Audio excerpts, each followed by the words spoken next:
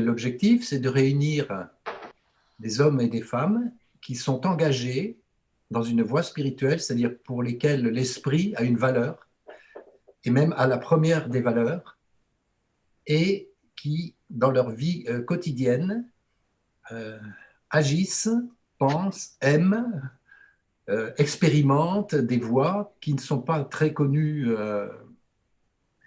du grand public et qui sont parfois même plutôt exclues des grands médias. Et l'idée, c'est sans exclusive, toute initiative qui s'engage sur une voie spirituelle a vocation à témoigner sur cette chaîne. Donc, il s'agit de mettre en avant des personnes et leurs investissements personnels beaucoup plus que leur foi, beaucoup plus que la présentation de leur pensée, de leur croyance, même si celle-ci est fondamentale pour eux et qu'elle est de toute façon bienvenue dans cette expression. Mais nous rencontrons des personnes. C'est là l'originalité de cette démarche. Il y a un proverbe qui dit que les voies de Dieu sont impénétrables. C'est un peu ce qu'on dit souvent quand on est dépassé par ce qu'on croit être la fatalité ou l'inconnaissable ou l'infini qui nous échappe. Et ici, on fait un peu le pari inverse, c'est-à-dire que les voies de Dieu sont pénétrables, sont empruntables et elles peuvent être évoquées, elles peuvent être objet d'une connaissance, d'un partage de connaissances. Et c'est un peu le pari de cette chaîne, c'est de dire qu'il y a une diversité de voix qui existent aujourd'hui de plus en plus, qui représentent, comme un petit peu, vous voyez peut-être derrière moi la lampe solaire qui fait défiler, fait circuler les différentes couleurs de l'arc-en-ciel. Eh bien voilà, nous sommes chacun une couleur et elle a son importance. Alors il y en a qui brillent plus que d'autres, c'est vrai. Mais tous ceux qui participent à cette chaîne, et on l'a vu, et vous pouvez le vérifier sur YouTube, ils émettent une couleur, ils émettent une vibration, ils émettent une chaleur qui nous intéresse, qu'on aime partager. Et donc, nous sommes très heureux d'accueillir aujourd'hui Pierre Morkens qui va lui-même se définir et qui va parler donc pendant 3/4 d'heure. À toi, Pierre. Merci Jean-Luc pour cette introduction. Bonjour à tous. Voilà, on va passer 2 heures ensemble, vivre des moments et je vais commencer par, bien sûr, me dévoiler. Me dévoiler qui suis-je. Alors, j'ai 75 ans. Je suis marié, certains d'entre vous ont vu mon épouse tout à l'heure. En fait, qui suis-je? Je suis né dans une famille assez traditionnelle, catholique, bien éduquée, voilà, et d'industriel. Donc, mon père était industriel. Et je me suis fiancé très tôt. On s'est fiancé à 18 ans. On s'est marié, je me suis marié à 21 ans. On a eu notre premier enfant à 22 ans. Et en fait, les moments importants dans ma vie, lorsque j'ai rencontré Anne-Marie, lorsque on s'est donné la main pour la première fois, on s'est dit une chose très importante qui reste gravée dans ma tête, on va faire quelque chose de bien dans notre vie. Voilà. Et le bien, naturellement avec la conception que j'en avais à l'époque, c'était faire le bien, être bon, être généreux, être ouvert, etc. Et donc, on s'est mariés. Je suis ingénieur, enfin, je suis en fait licencié en sciences économiques et j'ai travaillé chez mon père d'abord pendant 3 ans. Et dès notre mariage, après quelques mois, on a d'abord fait des retraites spirituelles, etc., etc. On s'est rendu compte que la religion catholique ne nous apportait pas vraiment tout ce qu'il nous fallait. On sentait que c'était un peu du ronron.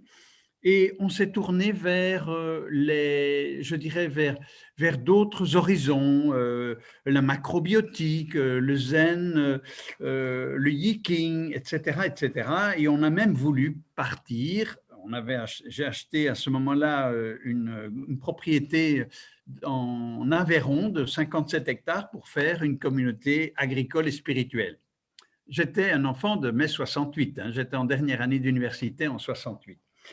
Bon, on n'a pas suivi ce projet, on y est allé 15 jours et on a compris que les autres qui travaillaient avec nous étaient plutôt politiques et nous, ça ne nous intéressait pas. Ce qui nous intéressait, c'était la spiritualité. Donc, on est revenu et on était en recherche. On était en recherche tout en suivant, entre autres, des formations sur le zen macrobiotique jusqu'au jour où l'un d'entre nous qui suivait les cours est arrivé un samedi, c'était le samedi soir, il est arrivé au cours et je l'ai vu transcender. Il était différent d'avant et je lui ai dit, mais Pierre, s'il s'appelait Pierre aussi, qu'est-ce qui se passe? Qu'est-ce qui s'est passé pour toi? Et là, il m'a raconté une histoire qui a vraiment été le départ d'un renouveau. Il m'a raconté la chose suivante en 2 mots. Écoute Pierre, j'ai lu un livre, Journal d'un guérisseur, je vais vous en parler tout à l'heure, et j'ai un ami qui m'a téléphoné, je ne l'avais plus vu depuis 10 ans, et qui m'a dit, écoute, en pleurant au téléphone, ma fille est à l'hôpital, elle va mourir, elle a une méningite, elle avait 4 ans, et il venait de lire ce fameux livre, et il s'est dit, écoute, je viens, il est allé à l'hôpital, il a béni cet enfant, et le lendemain, il a reçu un coup de fil de son ami en lui disant que pendant la nuit, il y a un bol de pus qui est sorti de sa tête et que l'enfant était sauvé. Et je dois vous dire que dans notre recherche, Anne-Marie et moi, on était sensibles à tout ce qui pouvait en fait nous transcender, hein, quand on lit la vie de Jésus, etc. Je lui ai dit, écoute, je veux en savoir plus. Je veux en savoir plus. Écoute, chez moi, il y a une réunion qui se passe dans 15 jours et la personne qui m'a fait découvrir ce livre vient parler. Donc, on y est allé.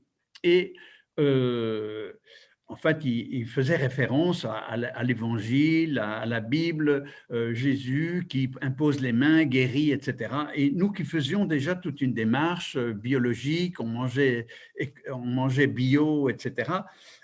Donc, ça nous a frappé. On a acheté en fait les 3 livres, je vais en parler tout à l'heure, et j'ai lu, et du jour au lendemain, je travaillais chez mon père et ce livre m'a bouleversé et j'ai eu l'occasion de bénir l'épouse de quelqu'un qui était un cadre de l'entreprise et l'épouse était très malade.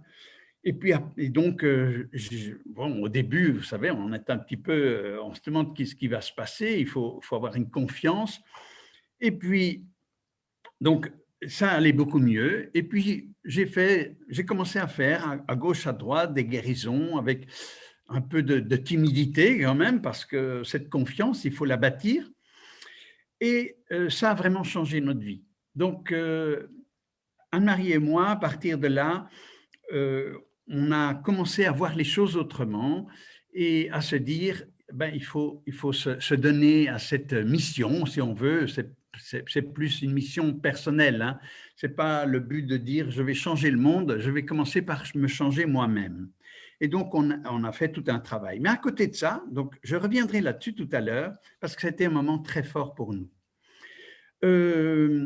Donc, on s'est donné quand même, je me suis donné pendant quelques années, j'avais une petite réserve financière pour ne pas devoir travailler. Donc, pendant quelques années, j'étais à gauche, à droite pour voir, pour guérir des malades, pour accueillir la présence de Dieu en moi. Hein, on va en parler aussi tout à l'heure. Jusqu'au moment, en 1980, où mes ressources étaient un petit peu, je dirais, vides. Et je me suis mis à construire une entreprise, à mettre une entreprise sur pied, puisque je suis un peu un entrepreneur né. Hein, j'ai créé 15 entreprises dans ma vie.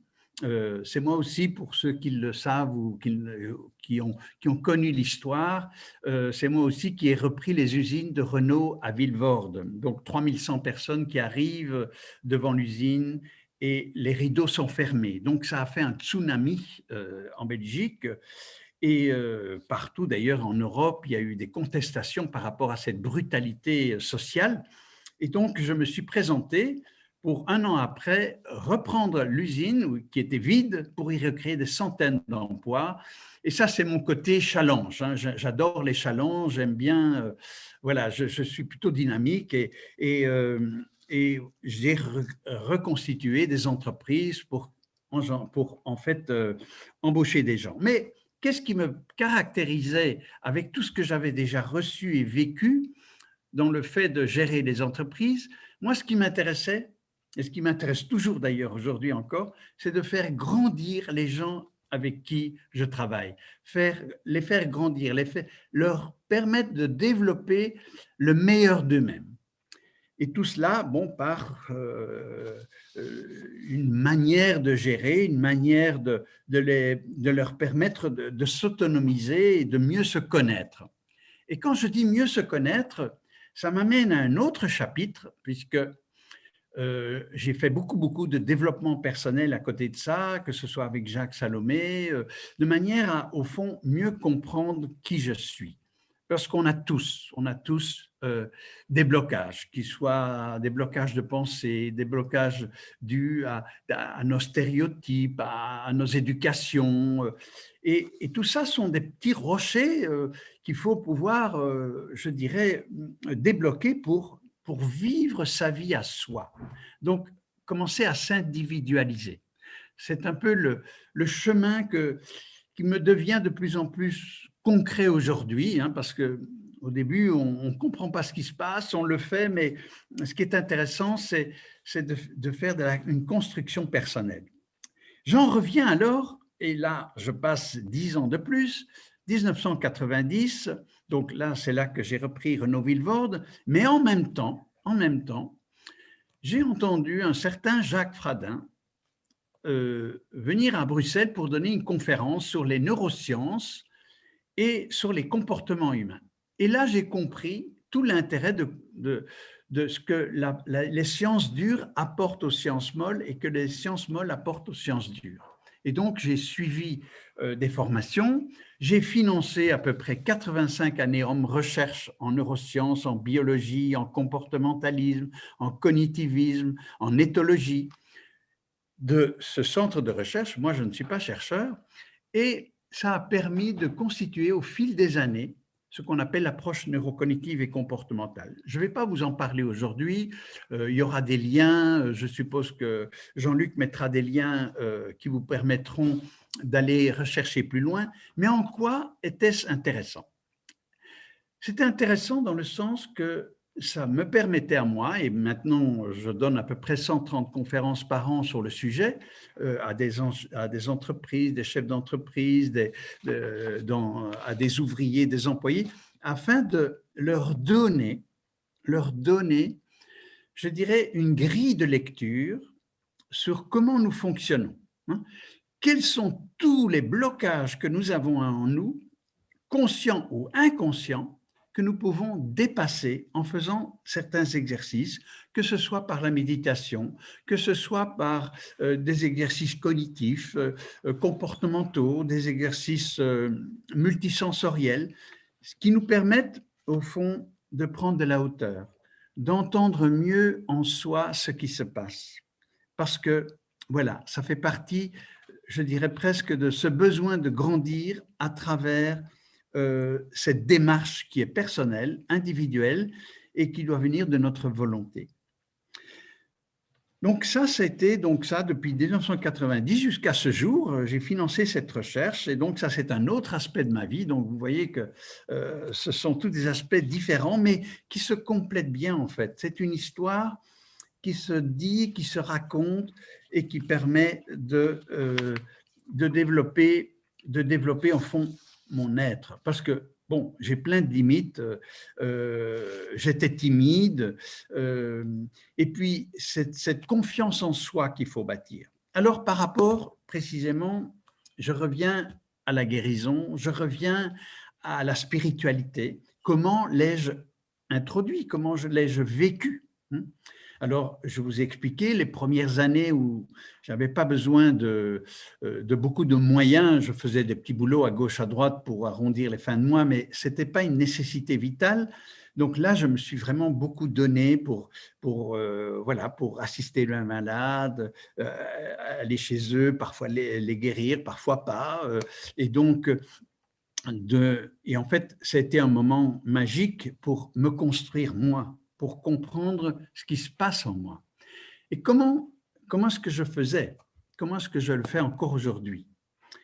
Alors, ce qui est important pour moi, c'est d'avoir le lien direct avec l'esprit, avec Dieu, si vous voulez, avec l'amour, peu importe comment vous le nommez. Il y a forcément, enfin pour moi, il y a forcément un créateur. Il n'y a pas de création sans créateur. D'ailleurs, nous sommes tous des créateurs quelque part, mais qu'est-ce qu'on fait? On crée des petites choses, mais le véritable créateur est celui qui, partant de rien, de l'esprit, de la puissance, de l'amour, va engendrer du bien, va engendrer de la vie. Et c'est pour ça que j'ai envie de revenir sur cet aspect-là qui me semble capital pour nos vies. Et je voudrais prendre une image. Qui suis-je et d'où je viens? Avant ma naissance, je n'étais rien. Et donc, qu'est-ce qui s'est passé? J'ai eu ma maman, mon père, mon géniteur, qui à un certain moment ont eu une intention d'avoir un enfant. OK, une intention. Et puis, pendant 9 mois, j'ai grandi au sein de ma mère parce que je n'étais pas formé, j'étais nourri, j'étais dans une bulle, je ne savais pas ce qui se passait à l'extérieur de ma bulle. Non, j'étais dans ma bulle à moi et j'étais en train de grandir, de former les éléments pour pouvoir naître, jusqu'au jour où je suis né. Et je voudrais faire cette comparaison parce que lorsque nous naissons, on est un petit bébé vagissant, on n'a pas encore de conscience, on n'est pas conscient des choses. Et l'existence, parce qu'on est là, on existe pendant X années pour faire quoi?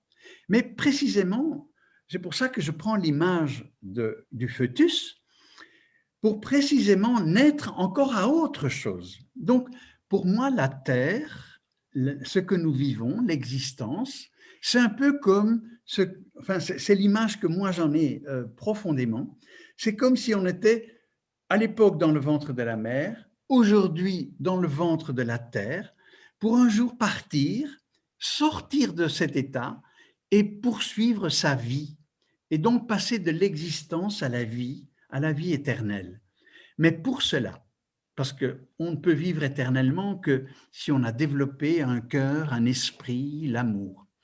Et c'est pour ça que ces fameux livres dont je vous parlais tout à l'heure, qui s'appelle le premier Journal d'un guérisseur, qui est un roman d'amour, où on voit une personne qui a aussi plein de défauts, de l'orgueil, etc., petit à petit qui découvre ce qu'est la puissance de l'esprit, la puissance de la prière.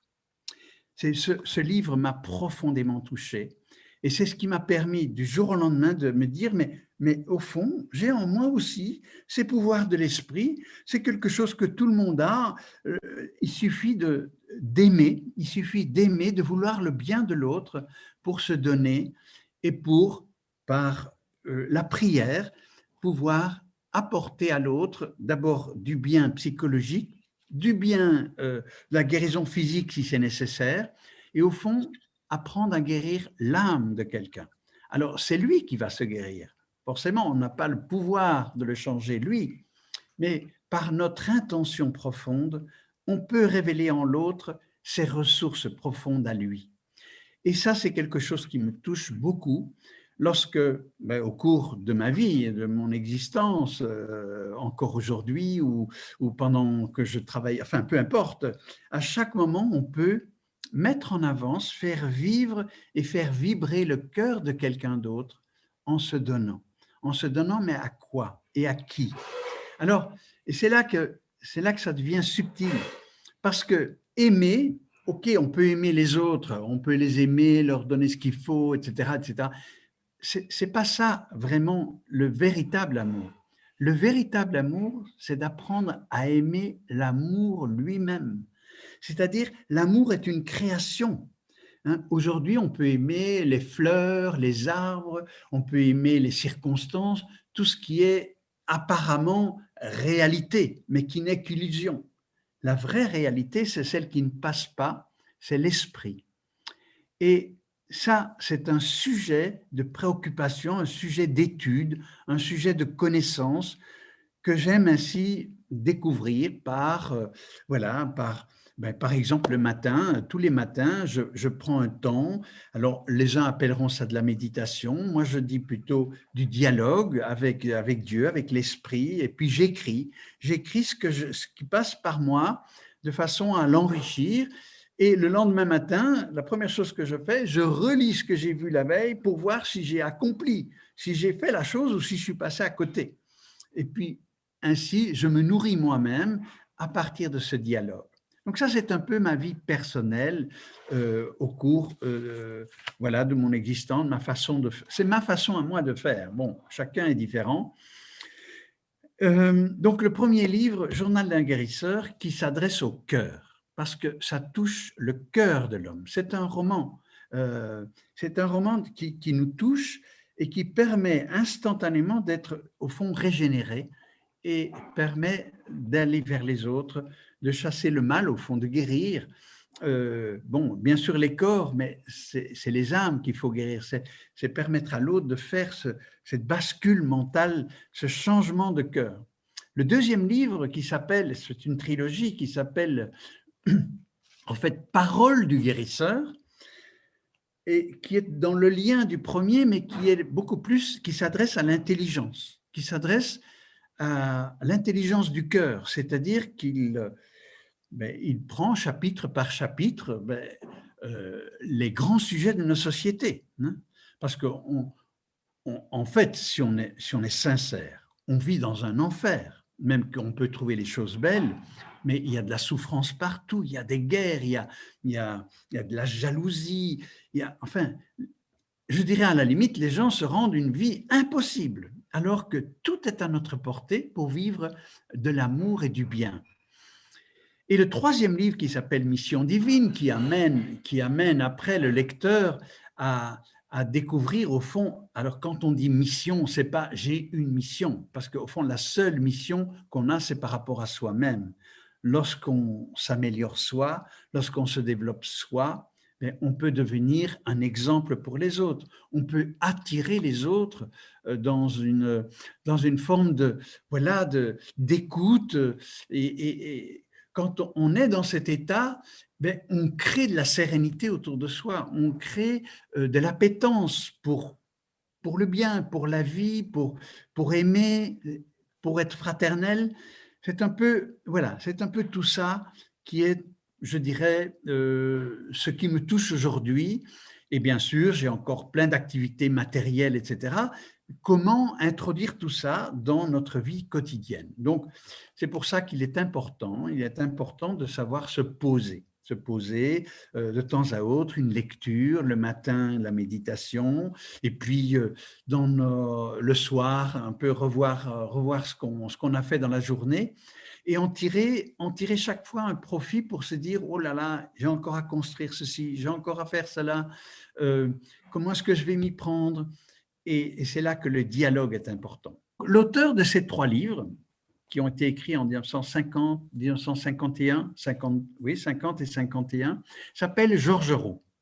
Alors, Georges Roux, on pourrait dire, voilà, c'est un écrivain comme un autre, c'est quelqu'un qui est inspiré, voilà, ça peut aller jusqu'à un prophète ou quoi. Eh bien, justement, je crois qu'il faut arriver à comprendre qui est Georges Roux. Georges Roux n'est qu'un masque. Alors, je vais m'expliquer là-dessus, parce qu'on vit dans le Covid, là, et on porte aussi tous des masques. Oui. Et oui, et oui. Et donc, nous, lorsque je présente aussi mon masque. Qu'est-ce qu'il y a derrière ce masque? Derrière le masque, il y a l'esprit, il y a la pensée créative, il y a le principe créateur. Et donc, Georges Georges Roux, qui est né en 1903, en 1950, a écrit ses livres et a révélé à partir de ces livres à chacun, mais une voie à suivre pour soi. C'est en fait, je dirais, au départ, on pourrait dire c'est un enseignement. OK, c'est un enseignement. À nous de l'entendre.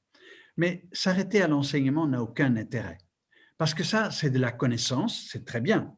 C'est chouette d'avoir de la connaissance. Après, comment traduisons-nous la connaissance dans notre vie courante? Et donc, Georges Roux est en fait un masque, comme Jésus était un masque. D'ailleurs, il disait, c'est pas moi qui parle, c'est mon Père à travers moi. Donc, lorsqu'on s'arrête à un nom, à un Georges Roux, à un Jésus, à un, peu importe, un Rama, à Krishna, etc., on en fait des maîtres. Alors, un maître, oui, on a des maîtres à l'école qui nous apprennent à faire des choses, mais nous devons dépasser cet aspect du maître. Ce qui est important à comprendre, c'est qu'il faut en fait, je dirais, s'affranchir de l'état de créature que nous sommes. Nous sommes tous des créatures, ok, on est des créatures pour devenir des créateurs. Et c'est là que je reviens aussi à cette image de la terre qui doit nous enfanter. Comment un jour partir de la terre dans la joie? On devrait pouvoir partir dans la joie. C'est extraordinaire ce qui peut nous attendre si on l'a déjà formé sur la terre, ce besoin de l'esprit, de vivre de l'esprit et de ne plus avoir toutes ces contingences autour de nous. Et oui, pour arriver à penser ça, il y a quand même un travail à faire. Et ce travail, il peut se faire journellement dans ce dialogue avec lui. J'en reviens à tout l'intérêt que c'est la connaissance de notre raison d'être. C'est quoi notre raison d'être? Oui. Notre raison d'être, alors c'est dit déjà dans la Bible, c'est dit dans plusieurs religions, croyances, etc. Nous sommes créés pour devenir des créateurs. Donc, c'est passer de l'état de créature à créateur. Mais comment ça se fait tout ça? Comment est-ce qu'on arrive à faire tout cela? Et pour y arriver, pour être créateur, il faut commencer à se lancer. Il faut avoir des intentions. Il faut avoir un besoin de cœur, d'esprit pour faire naître une substance. Je dirais une substance qui va devenir, je dirais, presque notre âme. Hein. Lorsqu'on est, on ne peut pas dire qu'on a une âme, on a les germes de ça. On en a les germes. Et c'est à nous à arroser ces germes. C'est à nous à les nourrir par notre façon de faire, par nos intentions, par nos accueils de la vie, par l'accueil de Dieu en nous. Hein. Savoir lui parler simplement. On a fait de Dieu quelqu'un qui est dans un nuage très loin, mais non, il nous habite. On peut lui parler et il peut nous répondre. Donc, c'est ça qui est fabuleux, c'est que on ne doit plus avoir d'intermédiaire. Alors, on peut écouter les autres, forcément, ils sont là pour nous aider, mais en définitive, la dernière personne avec qui on a vraiment le besoin d'être, c'est avec lui en nous, c'est-à-dire cette parcelle de lui-même qui nous habite. Et moi, ce que je ressens, c'est que je suis une petite parcelle de lui. Et ça veut dire quoi? Ça veut dire quoi pour moi? Là, je vous dis mon intimité. Dieu est l'esprit. OK, il a créé, il a engendré. Et puis, l'esprit, un jour, je vous donne une image. Il s'est créé le besoin d'avoir des correspondances. D'ailleurs, il est dit, à vous vous êtes mes fils, vous êtes, voilà, donc vous êtes mes fils. Ça veut dire quoi? Ça revient à l'image de tout à l'heure. Mon père m'a engendré. Il m'a engendré pourquoi? Mais c'est pas pour lui qu'il a fait ça, c'est pour me donner la vie, c'est pour me permettre un jour d'être autonome, à 20 ans, à faire ma vie. C'est pas lui qui a dicté ma vie. Donc, j'étais libre. Eh bien, Dieu fait la même chose. Il nous met sur la terre. Lorsqu'on est, eh bien, c'est à nous à librement aller vers lui. Et pour cela, il faut il faut tendre sa main, il faut l'écouter, il faut l'entendre en soi, il faut lui permettre de parler par nous. On va le faire tout à l'heure de manière à ce que vous puissiez comprendre en fait ce qui m'anime à avoir un lien avec lui. En fait, cette foi qui soulève les montagnes, hein, c'est un peu ça. Et que ce soit dans mes affaires ou dans, voilà, ou, oui, surtout, bon, j'ai beaucoup travaillé dans ma vie, j'ai fait beaucoup de choses, j'ai entrepris beaucoup de choses, et je voyais que lorsque j'avais une intention, lorsque je me recueillais et je me dis, tiens, voilà ce qui serait bien de faire, voilà des idées, que ce soit pour le développement de l'entreprise, que ce soit pour le développement des personnes, l'éveil des gens. Et lorsque j'arrivais à me recueillir et à sentir les choses, j'avais la vision de ce qui allait se passer par après. Alors, c'était parfois un mois après, parfois une semaine, et les choses s'arrangeaient parce que cette intention, si vous voulez, quand on a une intention de bien, une intention de vie et qu'on met des mots dessus et qu'on met de l'amour dessus et de l'intention, les choses se produisent. C'est la même chose pour les guérisons. Et en fait, on a tous ces pouvoirs. Ce n'est pas des pouvoirs surnaturels, c'est des pouvoirs naturels. Hein. On en a toujours fait des choses extraordinaires. Et non, ce qui est intéressant, c'est de savoir que c'est ça notre vie. C'est ce Alors, qui nous différencie des animaux. je voudrais, excuse-moi, je voudrais te poser une question. Tu parles de l'intention.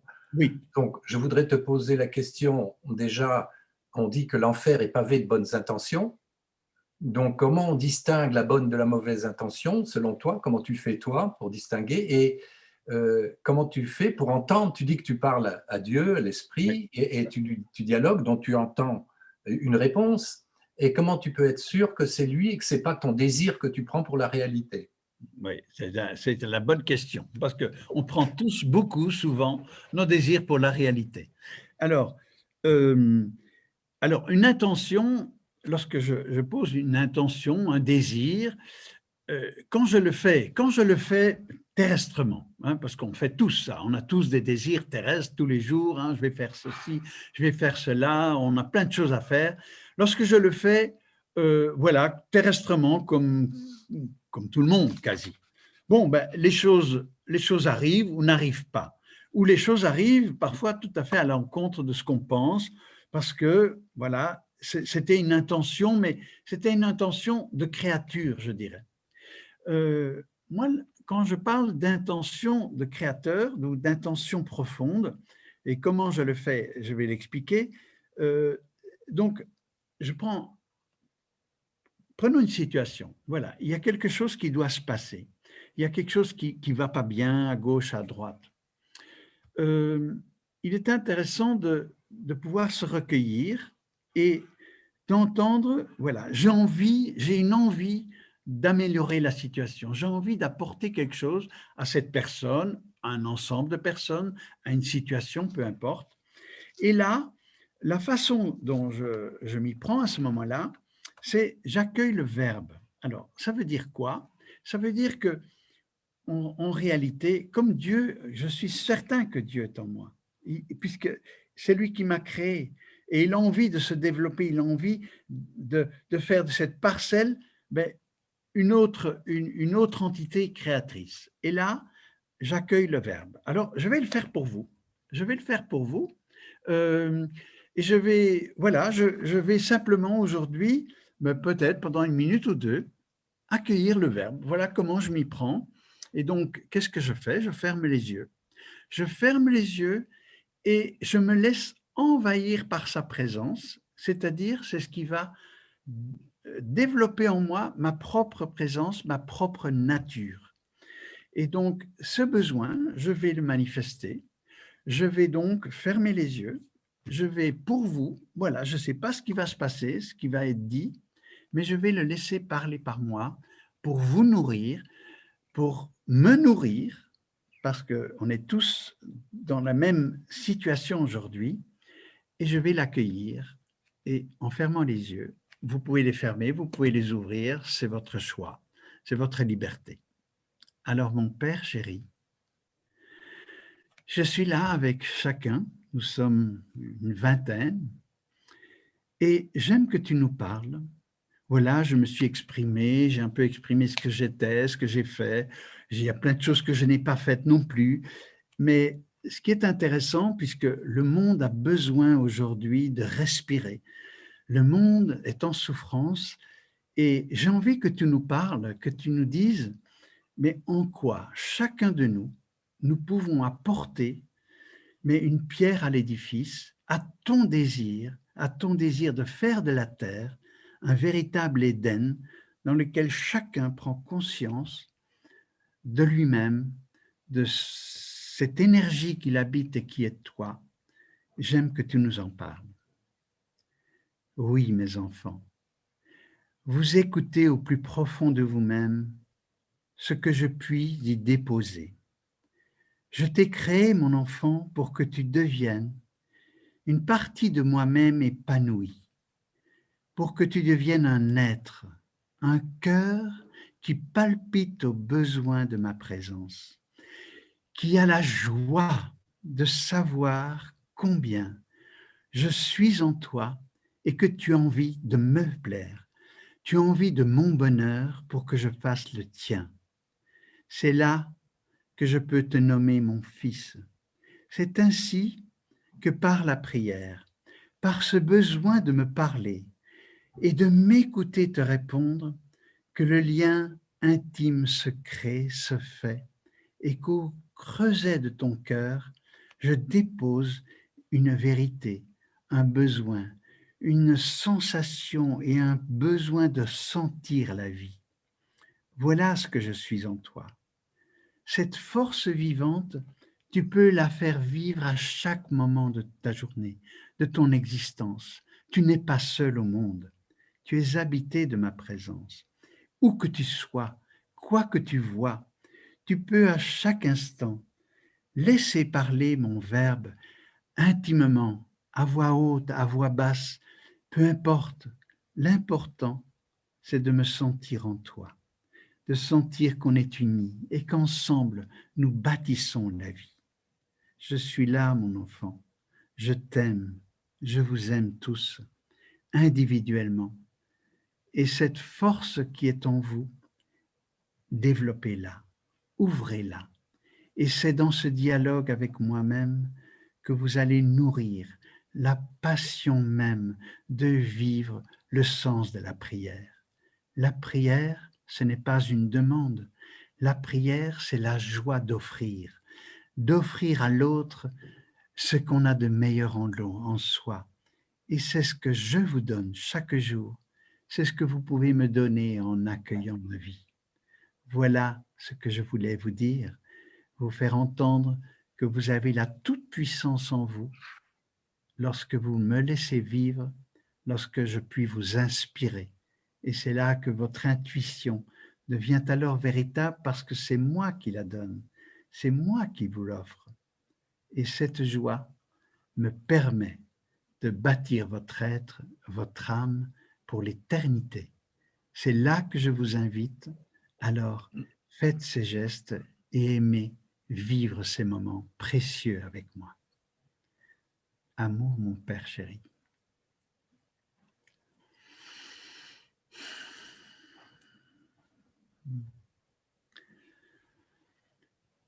Voilà ce que je voulais vous faire vivre, de façon à ce que vous éprouviez que ce que je viens de faire, vous pouvez le faire dès maintenant, demain matin. C'est une prière toute simple et je vous assure, la première fois que j'ai fait ça, j'étais tellement timide. Me dire que Dieu allait parler par moi, ça me paraissait impossible. Et pourtant, après avoir lu Journal d'un guérisseur, qu'est-ce que j'ai fait? Je suis allé dans les bois. Et pour que personne ne m'entende, j'ai commencé à accueillir à voix haute, très fort. C'est les arbres qui m'entendaient. Et les premiers mots, c'est forcément soi-même. Ça vient de soi, c'est une chose qu'on a pensée, qu'on redit. Et lorsqu'on laisse passer les choses, à un certain moment, il prend possession de vous. Il est vous. Et le verbe devient limpide. Il commence à à nourrir, il vous donne des idées, il vous apporte, je dirais, une forme de grande sérénité, mais de lien avec la vie. Et c'est ça qui est intéressant. Donc, aujourd'hui, qu'est-ce que je fais? Ben, lorsque j'ai des décisions à prendre, alors parfois je les prends sans lui, et là, parfois, ce n'est pas toujours les bonnes, mais le plus souvent, ce qui m'intéresse, c'est de me recueillir, d'accueillir le Verbe. Hein, le Verbe, il est en moi. Donc, en fait, on a reçu le Verbe et on n'a jamais su, on n'a jamais compris qu'il pouvait parler par nous pour nous-mêmes. Or, c'est tout simple, c'est une façon de faire qui nous permet de nous nourrir. Et, euh, et voilà, je vous ai Alors, donné… Oui, pardon. oui, donc merci Pierre pour cette expression très particulière.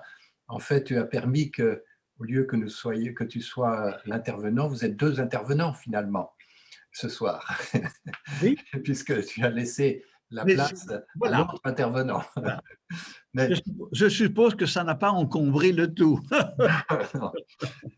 ce que je voulais te poser une question par rapport à une question sociale Oui. qui est très prenante aujourd'hui, puisque beaucoup de gens souffrent socialement, économiquement, en dehors de le côté de la Covid que nous connaissons, il y a aussi ces situations très difficiles. Et comme tu es un chef d'entreprise, tu es au milieu d'ouvriers, tu es un patron. Et donc, comment tu concilies cet amour dont tu viens de parler et de témoigner avec le fait que tu es un supérieur hiérarchique, que tu as des ouvriers qui doivent t'obéir, et il n'y a donc pas une égalité de départ, et comment tu gères tout ça? Alors, là, pour moi, il y a égalité. Je vais te dire pourquoi.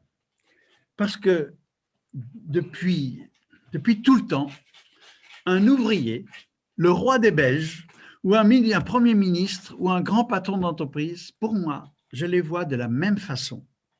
Pour moi, c'est une personne qui a besoin de se transformer, qui a des défauts, qui a des qualités, qui doit faire un travail sur lui, comme je le fais sur moi. Et c'est pour ça que sur le plan social, donc on m'a toujours appelé en Belgique, voilà un patron humaniste, etc., etc. Euh, Pourquoi? Parce que justement, je n'ai aucune vision, je n'ai aucun triage social dans ma tête. Moi, c'est quelque chose qui, voilà, qui ne m'appartient pas, ça ne fait pas partie de moi. Et donc, comment est-ce que je gérais mes entreprises par rapport à ça? Et c'est ça qui est intéressant, c'est que j'ai toujours voulu que chacun s'autonomise. Alors, ce que j'ai beaucoup développé, et là, par exemple, avec Renaud Villevorde, qui était un chaudron syndical, hein, il faut croire que, vous devez penser que c'était pas rigolo là-bas, hein, après ce tsunami. Eh bien, j'ai repris l'usine et j'ai repris, forcément, j'étais obligé de reprendre aussi des personnes de chez Renault, avec des syndicalistes, des gens bien, des gens moins bien, peu importe. Eh bien, j'ai moi-même développé, et je fais ça encore aujourd'hui dans des entreprises, j'aide les entreprises à développer ce qu'on appelle des conseils d'entreprise participatifs. Donc, si vous voulez, j'étais un chef d'entreprise qui poussait les gens à faire des conseils d'entreprise, alors qu'en général, les patrons, ils n'aiment pas ça, hein, ils n'aiment pas les syndicats. Eh bien, moi, je poussais les gens à créer les conseils d'entreprise, et c'est eux qui prenaient en charge des responsabilités sociales. Alors, on dialoguait, on voyait ce qui était possible, ce qui n'était pas possible, et ça permettait en fait à faire ce qu'on commence à en parler aujourd'hui à la radio et partout, c'est libérer la parole.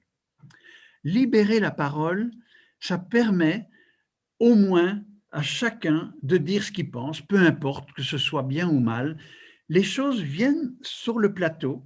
Et donc, lorsque je faisais ça dans mon entreprise, j'avais 3, 4, 5, 600 questions, des dysfonctionnements, des choses bien, des choses moins bien qui sortaient. Et lorsqu'on met tout ça sur la table, de façon généreuse, ouverte, on peut commencer à les travailler.